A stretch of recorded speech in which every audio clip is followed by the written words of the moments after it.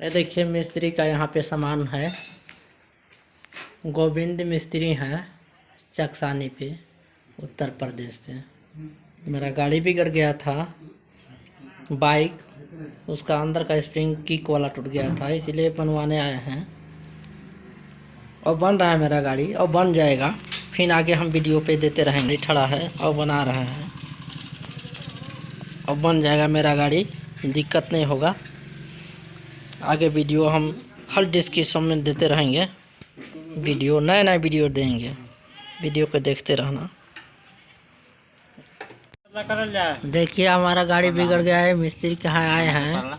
अब गाड़ी जब बन जाएगा आगे कार्यक्रम बढ़ाएंगे, आगे वीडियो बनाएंगे। लेकिन क्या करें, गाड़ी बिगड़ गया है, इसी वजह से दिक्कत है। ये मिस्त्री है गोविंद। चलने के लिए अगर गाड़ी साधन रहेगा तब ना, उसके कारण से मतलब गाड़ी है। देखिए एक ठो ये गाड़ी आया था, साथे लाए थे, उसको खींच के लाया था, और वो भी गाड़ी बन के फिट हो गया। मेरा यहाँ पे है, और दिखा रहा हूँ, ये वाला स्प्रिंग टूट गया था। देखिए बिलवा बना ना, देखिए ये स्प्रिंग टूट गया था। ये टूटा हुआ मैं दिखा रहा हूँ कैसा टूटता है। ये देखिए यहाँ पे टूटा था, इस पे था लगा हुआ, इसके बगल में ये देखिए टूट गया है।